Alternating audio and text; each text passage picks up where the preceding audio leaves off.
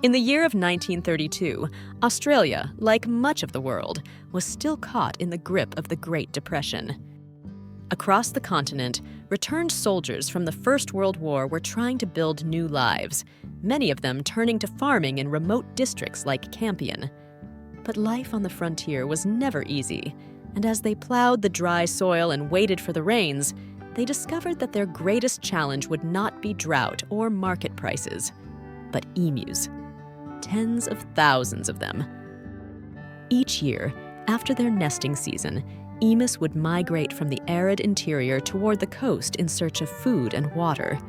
In a typical season, a few might pass through unnoticed. But that year, they came in swarms, over 20,000 strong, rushing through the farmland like a tide of feathered chaos, trampling fences, flattening wheat crops, and leaving behind a wake of destruction.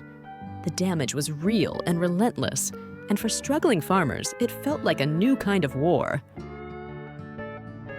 Armed with 2 Lewis machine guns and 10,000 rounds of ammunition, Major GPW Meredith and a small team of soldiers arrived in Campion. Their mission: to reduce the emu population and protect the wheat. Expectations were high. After all, these were trained men with real weapons, and their opponents were just birds. Big, clumsy, flightless birds. Or so they thought. From the very beginning, things didn't go to plan. The emus proved to be elusive targets, scattering at the first sign of danger and sprinting with surprising speed across the open land. Attempts to herd them into groups for more efficient shooting only led to chaos, and the birds would dart off in all directions, often before a single bullet had been fired.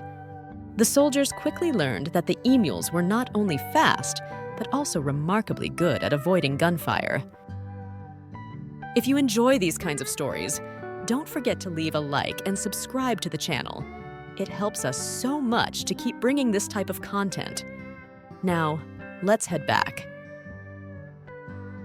One observer noted, only half-jokingly, that the birds appeared to have some form of tactical coordination, with one large emu acting like a commander while others followed its lead.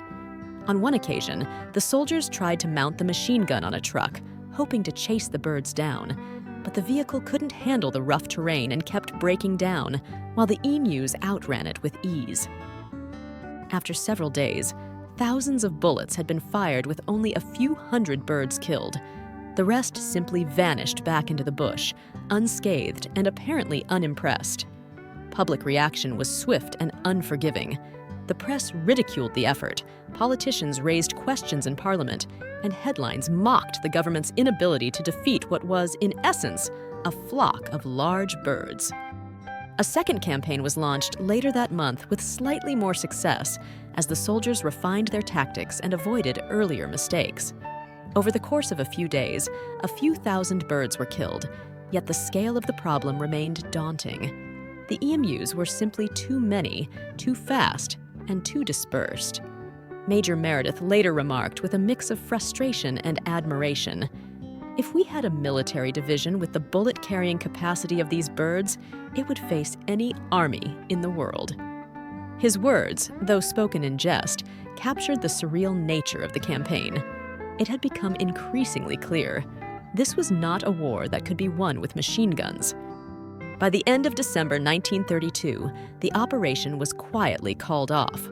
The military withdrew, having fired nearly 10,000 rounds of ammunition and confirmed the deaths of only around 1,000 emus. An efficiency rate so dismal that newspapers joked the army needed at least 10 bullets per bird. Some reports even claimed that wounded emus were seen rejoining the flock days later, as if mocking their human pursuers. The public and media had a field day.